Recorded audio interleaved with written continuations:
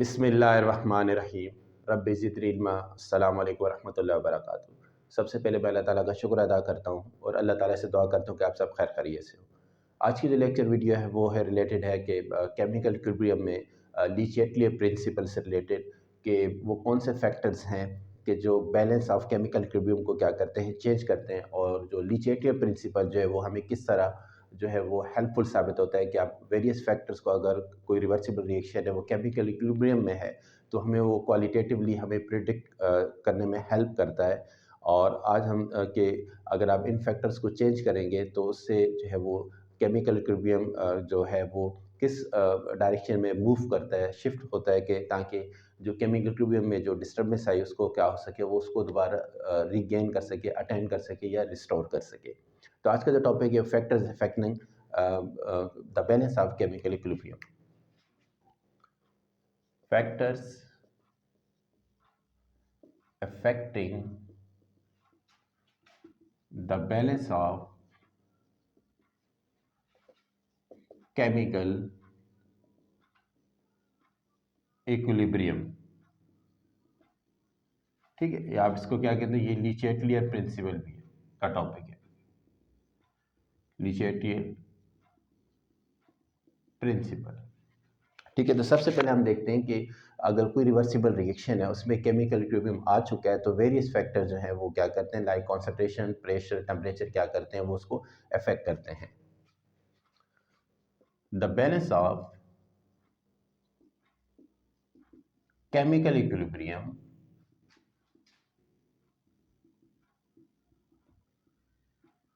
in a reversible reaction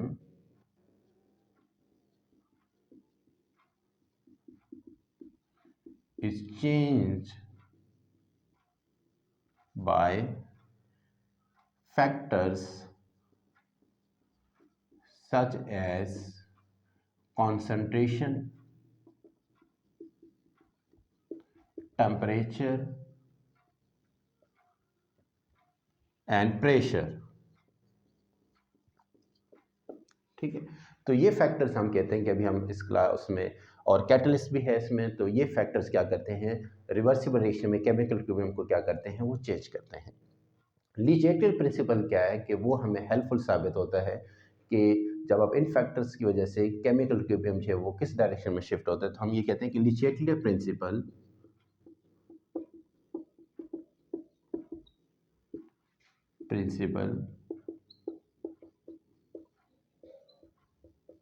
helps us in qualitatively prediction of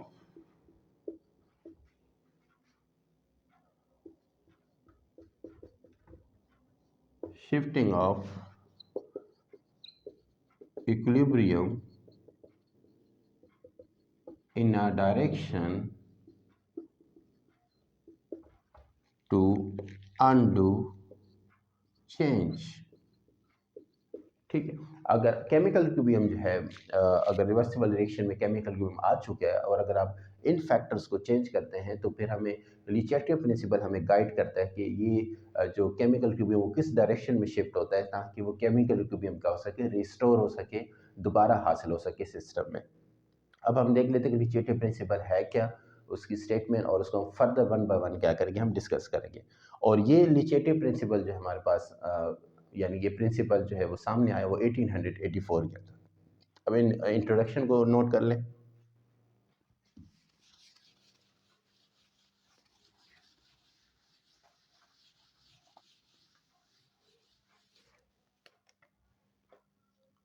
Lee Chatelier principal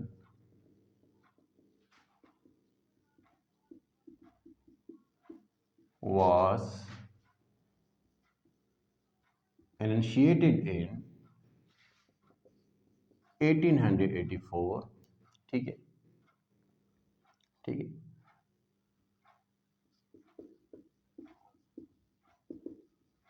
The statement is following: when a constant or stress is applied in a direction to a system in equilibrium,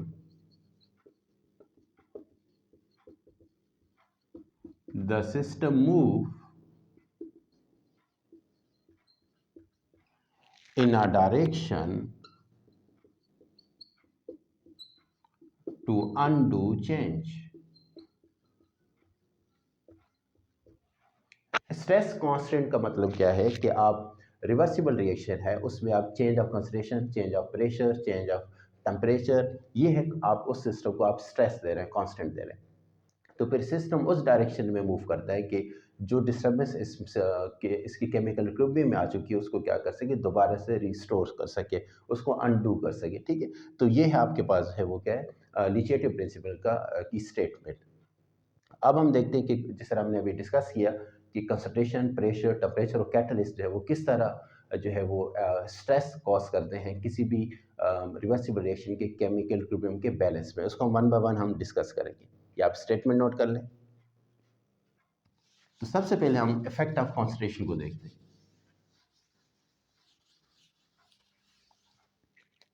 effect of concentration. First कर लेते हैं, हमारे पास एक reaction है A plus B और इसमें हमारे पास क्या है, प्रोडक्ट सी और डी है। इसकी के सी एक्सप्रेशन हम लिखेंगे, consideration of C at equilibrium, consideration of D at equilibrium, consideration of A at equilibrium, consideration of B at equilibrium. ठीक है, ये के सी इसकी हम कहते हैं कि एक्चुअल के सी एक्सप्रेशन है। अब हम क्या कर लेते हैं कि कंसिडरेशन सबसे पहले हम देखते हैं कि change in concentration of reactants। ठीक है, हम सबसे पहले ये देख लेते हैं अगर हम रिएक्टेंट की कंसंट्रेशन को चेंज करते हैं तो जो है वो किस तरह जो है वो आप कहते हैं कि जो केमिकल इक्विलिब्रियम का बैलेंस चेंज होता है। ठीक है, तो आपके पास आप कहते हैं कि when the concentration of the reactants क्या है, ए and B is increased।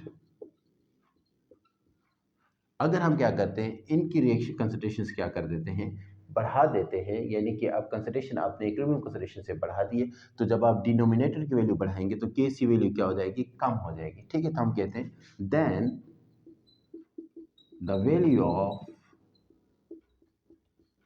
के C is decreased.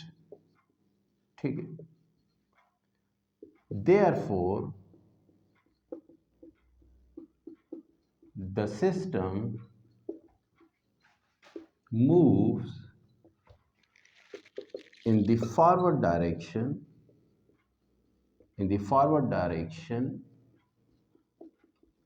to form more products and to restore chemical equilibrium। ठीक है, तो ये हमने देखा कि अगर आप रिएक्टेंट की कंसंट्रेशन को क्या करते हैं, बढ़ा देते हैं, तो वो क्या होता है, के सी इनिशियल वैल्यू कम हो जाती है। इस वजह से जो रिएक्टेंट्स होंगे वो क्या करेंगे, फॉरवर्ड डायरेक्शन मूव करेंगे ताकि प्रोडक्ट बन सके और के सी की वैल्यू क्या हो सके, इक्वल हो सके, K C initial become equal to actual K C value, और इस तरह आपके पास केमिकल रिव्यू क्या हो जाएगा, वो रिस्टोर हो जाएगा, वापस मिल जाएगा आपको। ठीक है, इसी तरह आप क्या कहते हैं कि सेकेंड केस के अंदर when the concentration of the reactant A B is decreased, पहले तो हमने क्या किया, इसको इंक्रीज किया। ठीक है, अब हम सेकंड केस में अगर हम देखें, ठीक है, इसको आप हाईलाइट कर सकते हैं, when the concentration of the reactant A and B is decreased, ठीक है, then the value of Kc is increased। Kc value क्या हो जाएगी, जब आपने इसको कम कर दिया तो ये वैल्यू क्या हो जाएगी, इंक्रीज हो जाएगी। तो अब क्या होगा, अब the value of K C is increase, then therefore the system move in the backward direction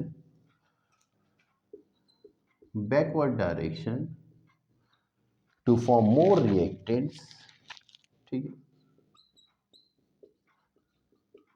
and to restore chemical equilibrium. आपने क्या किया, इनकी कंसेंट्रेशन को क्या कर दिया, कम कर दिया रिएक्टेंट्स को। जब आप ये कम करेंगे तो केमिकल केसी की वैल्यू क्या हो जाएगी, बढ़ जाएगी, और ये प्रोडक्ट जो होगा वो किस साइड में मूव करेगा, रिएक्टेंट साइड पे, ताकि कंसंट्रेशन ऑफ रिएक्टेंट बन सके और केसी की वैल्यू क्या हो सके, initial become equal to KC actual value, और आपके पास जो केमिकल इक्विलिब्रियम हो सके वो क्या हो, रिस्टोर हो सके दोबारा।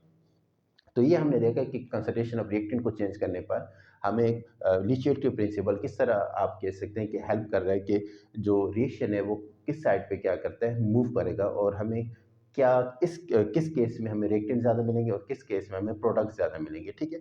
तो इस केस के अंदर हम क्या करें कि अगर हम रिएक्टेंट की कंसंट्रेशन को बढ़ाएंगे तो हमें प्रोडक्ट क्या होती जाएगी, हमें ज़्यादा मिलेगी। अब नेक्स्ट केस में हमारे पास जो है change in concentration of the products.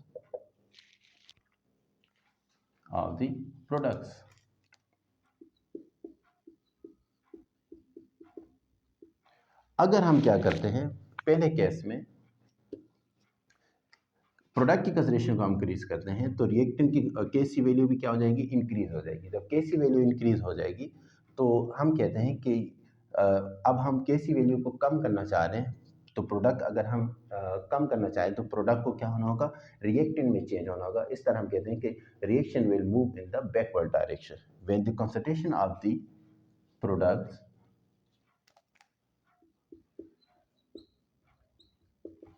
C and D is increased, then the value of Kc is increased, therefore the system move in the backward direction to form more reactants and to restore chemical equilibrium, ठीक है। तो जब आप क्या करेंगे कि product की concentration बढ़ाएंगे तो हम कहते हैं कि rate of reverse reaction is directly proportional to the concentration of the product.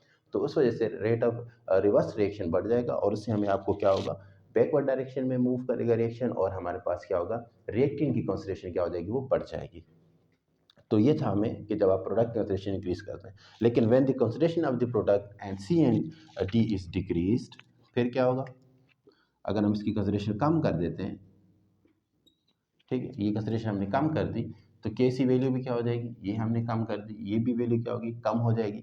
इस केस में therefore the system move in the forward direction, यहाँ पे डिक्रीज हो जाएगी ये value, the value of K C is decreased, therefore the system move in the forward direction to form more products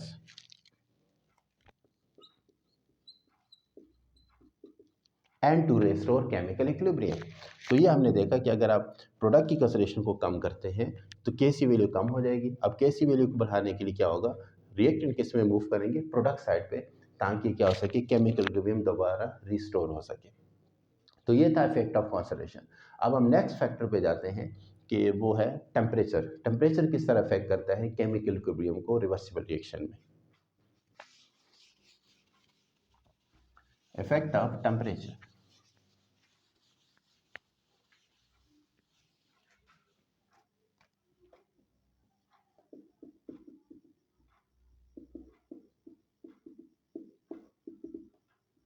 temperature का effect उस वक्त आता है जब आपके पास रिवर्सिबल रिएक्शन की नेचर एक्सोथर्मिक और एंडोथर्मिक हो, ठीक है। In case of exothermic reaction,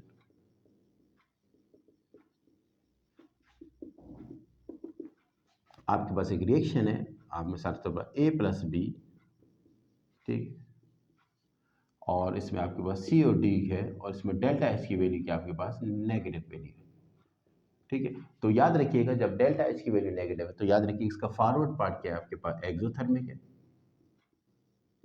और बैकवर्ड पार्ट आपका क्या है, वो एंडोथर्मिक है,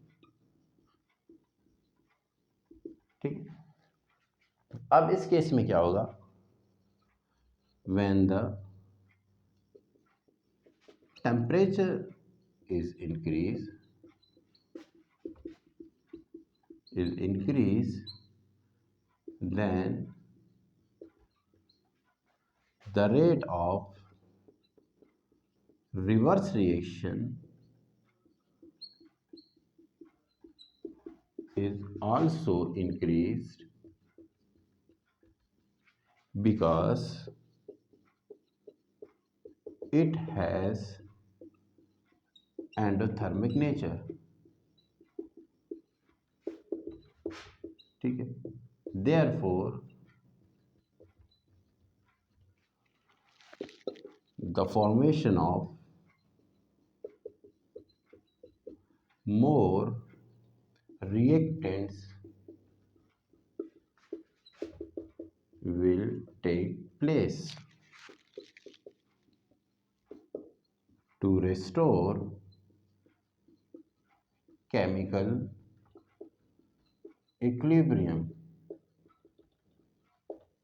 ठीक है, अगर हम यहाँ टेम्परेचर इंक्रीज करते हैं तो सिस्टम में जो एंडोथर्मिक पार्ट है, जो बैकवर्ड डायरेक्शन है, वो उसको फेवर करता है। इस तरह हमें ज़्यादा रिएक्टेंट्स मिलेंगे। ठीक है, और इसी तरह हम क्या करते हैं कि अगर हम टेम्परेचर क्या करते हैं, डिक्रीज करते हैं सिस्टम का,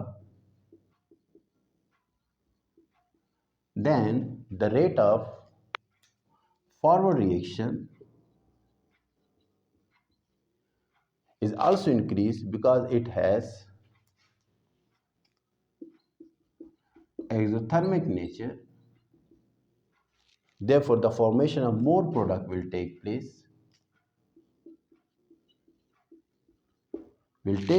to restore chemical equilibrium and to rise temperature of the system. ठीक है, फर्स्ट कर लें आपके पास जो केमिकल इक्विलिब्रियम था इस रिएक्शन के अंदर, हम कहते हैं कि वो 50 डिग्री सेंटीग्रेड पे इस्टेब्लिश हो रहा था। आपने टेम्परेचर क्या कर दिया, कम कर दिया था, 50 टू 30 डिग्री सेंटीग्रेड कर दिया, 40 डिग्री सेंटीग्रेड। अब क्या होगा कि सिस्टम का केमिकल में 50 डिग्री सेंटीग्रेड पे होगा, तो 40 टू 50 के लिए सिस्टम जो है वो मूव करेगा रिएक्टेंट टू प्रोडक्ट की फॉर्मेशन के लिए, और इस तरह वो टेम्परेचर क्या हो जाएगा, वो इंक्रीज हो जाएगा। ठीक है, तो ये था इन केस ऑफ आपके पास एक्सोथर्मिक रिएक्शन। और इसके आपके पास एक जनरल एग्जांपल है, वो आप ले सकते हैं कि आपके पास जिस तरह नाइट्रोजन ऑक्साइड है और ऑक्सीजन है, इनका जो रिएक्शन है वो आपके पास नाइट्रोजन डाइऑक्साइड की फॉर्मेशन हो रही है इसमें। ठीक है, तो ये जो आपके पास इसकी जो वैल्यू है डेल्टा एच की वैल्यू क्या है, वो आपके पास नेगेटिव वैल्यू है। ठीक है, nitrogen monoxide reacts with oxygen to form nitrogen dioxide, ये एक्सोथर्मिक नेचर है। अब हम देख लेते हैं कि हमारे पास एक नेक्स्ट रिएक्शन है, वो है endothermic nature.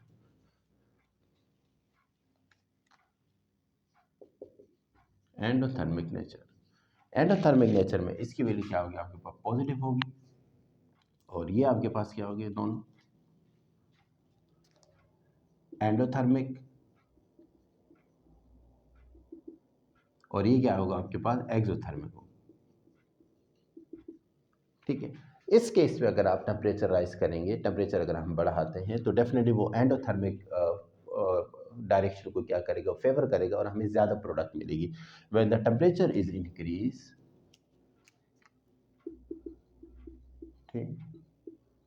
the rate of forward reaction is also increased because it has endothermic nature.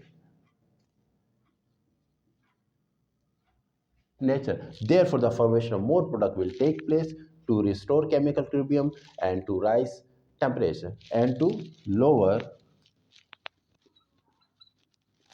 temperature of the system. ठीक है, और इसमें हम एग्जांपल हमारे पास जो है वो क्या है, ये पॉजिटिव वैल्यू है, नाइट्रोजन मोनोऑक्साइड है, और इसमें नाइट्रोजन गैस और ऑक्सीजन की जो है वो हमें नाइट्रोजन मोनोऑक्साइड की फॉर्मेशन, वो एंडोथर्मिक नेचर है। तो इसमें हम क्या करते हैं कि एंडोथर्मिक रिएक्शन के अंदर टेम्परेचर का इंक्रीज करना रेट ऑफ फॉरवर्ड रिएक्शन को इंक्रीज करेगा, क्योंकि वो एंडोथर्मिक पार्ट है, और टेम्परेचर राइज है वो एंडोथर्मिक पार्ट को क्या करता है, फेवर करता है, और इसमें हमें ज़्यादा प्रोडक्ट की जो है वो ऑब्टेन होगी। नेक्स्ट पॉइंट के अंदर अगर हम इसका टेम्परेचर क्या करते हैं, डिक्रीज करते हैं, decrease, ठीक है, then the rate of backward reaction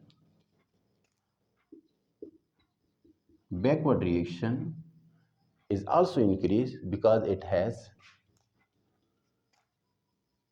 exothermic nature, therefore the formation of more reactants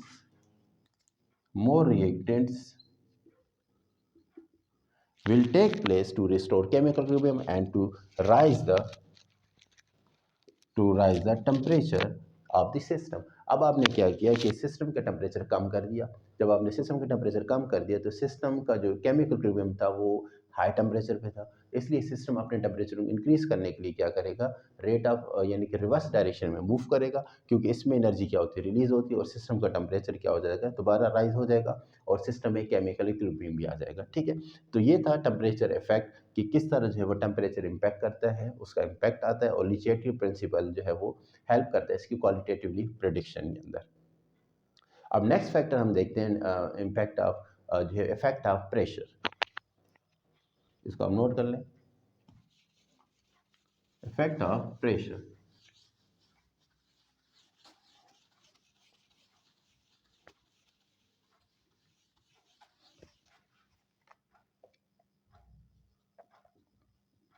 effect of pressure, pressure effects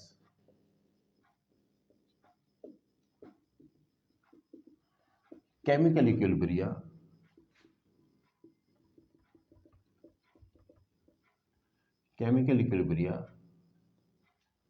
when the reactants and the products are in gaseous state। ठीक है, जब pressure का impact वहां पे आता है कि जहां पे आपके रिएक्टेड प्रोडक्ट जो वो गैसियस स्टेट में हो। Furthermore, there is a change in the volume of the system। ठीक है, और इसके अलावा आपके पास जो है, आपके पास जो रिएक्शन के वॉल्यूम में भी क्या आ रहा हो, चेंज आ रहा हो। अब हमारे पास डिफरेंट केसेस है, अब हम उसको देख लेते हैं। फर्स्ट केस है आपके पास एक रिएक्शन है AMANB, और इसमें प्रोडक्ट XC+YD की फॉर्मेशन हो रही है। ठीक है, इस केस के अंदर अगर आप क्या करते हैं, अगर हमारे पास जो है वो क्या है, M और N मोल्स की तादाद ग्रेटर है X और Y के मुकाबले में। ठीक है, इस वक्त प्रेशर का इम्पैक्ट क्या आएगा, when pressure is increased, when pressure of the system is increased, the system will move in the forward direction,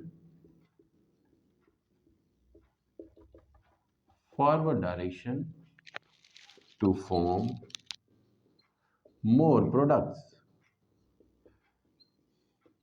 ठीक है, अब आपने सिस्टम का प्रेशर आपने इंक्रीज किया, तो क्योंकि मोल्स की तादाद रिएक्टेंट साइड पे ज़्यादा है, तो इसलिए वो किस साइड पे जाएंगे, जहाँ पे मोल्स की तादाद कम होगी वहाँ उस साइड पे मूव करेंगे। तो ये हमने क्या किया कि इस केस के अंदर जब आपके पास रिएक्टेंट के मोल्स ज़्यादा हों प्रोडक्ट के मुकाबले में। ठीक है, तो ये पहला केस है आपके पास। नेक्स्ट केस के अंदर ये होगा when pressure of the system is decrease. ठीक है, the system will move in the backward direction,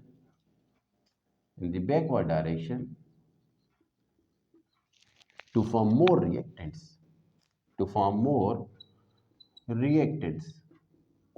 अगर आपने क्या किया कि प्रेशर जो है उसका कम कर दिया सिस्टम का, तो सिस्टम अपने प्रेशर को मेंटेन करने के लिए क्या करेगा, प्रोडक्ट की साइड पे मूव करेंगे, रिएक्टेड साइड पे, ताकि प्रेशर क्या हो सके, सिस्टम का क्या हो सके, वो जो है वो वो प्रेशर आ सके जिसपे उसमें उस सिस्टम के अंदर केमिकल इक्विलिब्रियम एस्टेब्लिश हुआ है।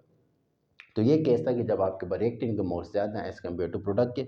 और इस केस में आप एग्जांपल ले सकते हैं कि आपके पास ओजोन है, कि आपके पास ऑक्सीजन 3 और ये चेंज हो रहा है आपके पास 2O3 के अंदर। ठीक, ये आपके पास रिएक्शन है जिसमें आपके पास आप कहेंगे कि प्रोडक्ट के मोल्स जो है रिएक्टेंट के मोल्स ज़्यादा हैं एज़ कम्पेयर टू रिएक्टेंट के मोल्स के। अब नेक्स्ट एग्जाम्पल हम देख लेते हैं कि आपके पास क्या है, क्या केस आ रहा है कि प्रोडक्ट के मोल ज़्यादा हैं रिएक्टेंट के मुकाबले। When pressure of the system is, इस केस के अंदर अगर आप प्रेशर क्या करते हैं, इंक्रीज करते हैं, ठीक है, when pressure of the system is increased, the system will move in the backward direction to form more reactants to decrease pressure of the system।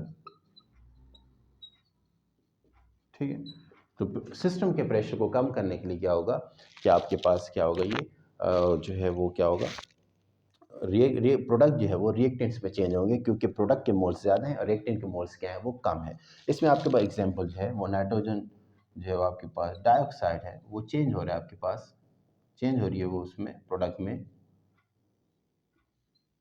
N2O4 में। ठीक है, N2O4 में जो यहाँ पे अगर आप देखें जो ये इस केस में आपके पास जो एग्जांपल है,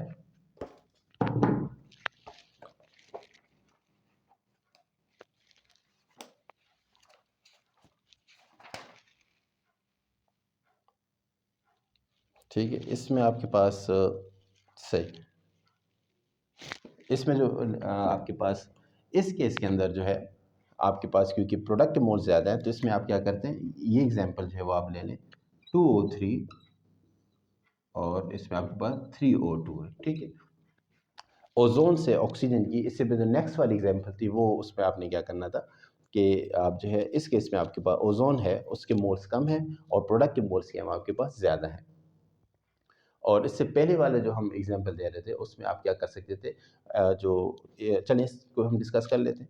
और इसमें आपके पास ओजोन जो है वो चेंज हो रही है, ऑक्सीजन में यहाँ पे मोल्स ज़्यादा है, यहाँ पे मोल्स कम है। अब हम क्या करते हैं, अगर हम प्रेशर ऑफ द सिस्टम इस डिक्रीज करते हैं, इज डिक्रीज, ठीक है, the system will move in the forward direction to form more products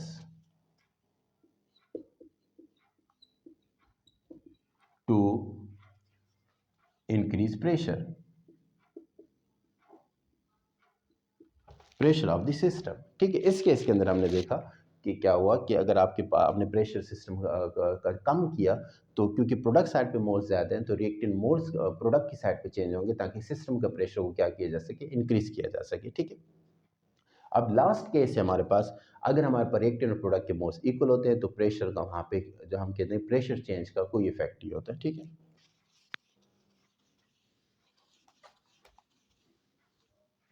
अगर हमारे पास इनके मोल्स की तादाद क्या होते हैं, इक्वल हो जाए, pressure change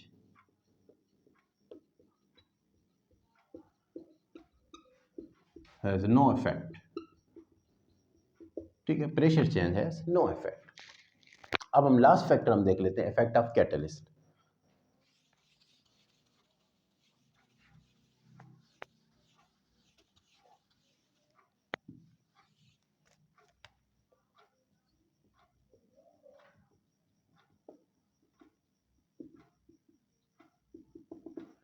Catalyst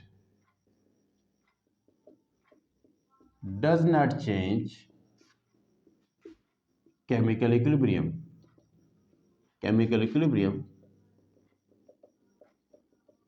but it decreases uh, decreases the time of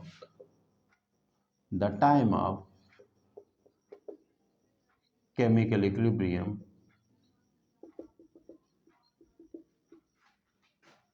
ठीक है, it decreases the time of chemical equilibrium, it equally increases the rate of forward reaction and the rate of backward reaction।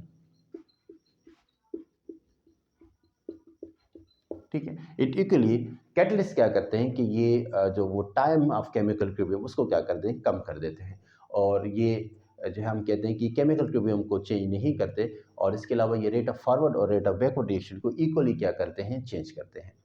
आप इस topic को book से read करें और इसको अच्छी तरह समझें। अगर आपको इनमें अभी भी मुश्किलात पेश आ रही है तो आप ज़रूर इसको मेरे साथ जो है वो डिस्कस करें, कमेंट्स में क्वेश्चन पूछ लीजिएगा इसमें। अपनी दुआ में याद रखिएगा। अस्सलाम वालेकुम रहमतुल्लाहि व बरकातहू। अल्लाह हाफ़िज़।